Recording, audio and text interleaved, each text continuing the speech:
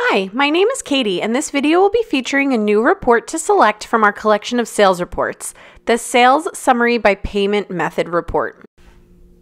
The Sales Summary by Payment Method Report provides you with a detailed summary of which payment methods were used to complete transactions with your business during a specific date range. To access the report, click on the app drawer, Reports, expand the Sales menu, and it is called the Sales Summary by Payment Method. Looking at the report, you can filter the report by the date range by clicking here. And then you can see summary cards across the top of the report. So first we have the total payments. This reflects the total number of payments made during the selected date range. Refund. This is the total amount refunded to clients during the selected date range. Total surcharge is the total amount of all surcharges during the selected date range. Please note that this is only visible if the surcharge option is on in your store settings. Same goes with the total surcharge refund, which would be the total amount of all refunded surcharges during the selected date range.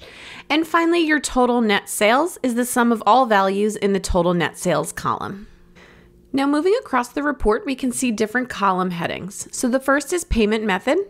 This is the name of the payment method used to complete the transaction. Next, we have quantity. So the number of transactions that were processed using the payment method during the selected date range. So please note that the values in this column are hyperlinked. So when you click them, they will open the all sales report and filter it by that payment method indicated in the payment method column. So for example, I can see that in April so far, I've had 10 cash payments.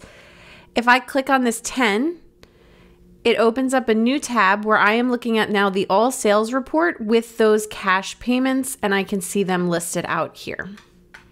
I'm going to switch back to the Sales Summary by Payment Method report.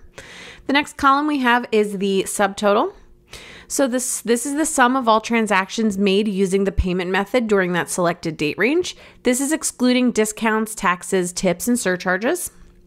Next, we have the sales tax. This is the total amount of taxes applied to the payment method.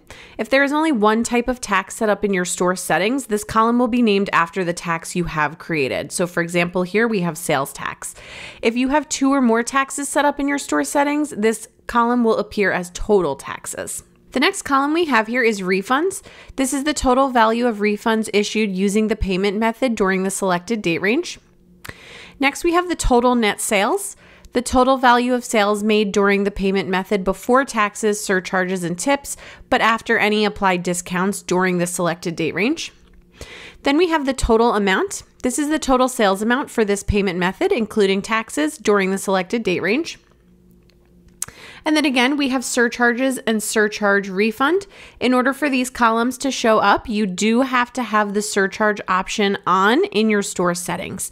So surcharges show the total value of surcharges applied to transactions using the payment method during the selected date range.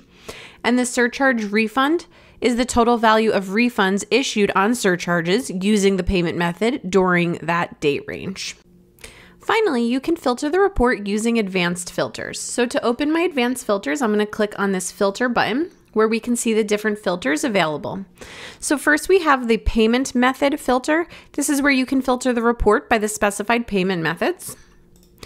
Next we have location. You can filter the report by the specified locations. And we have the credit card type where you can filter the report by the specified type of credit card. With this new report, you will be able to effectively keep track of how your customers are paying for your products and services and easily identify specific transactions you're looking for. And that's it for this training video covering the all-new Sales Summary by Payment Method report. Thank you so much for watching.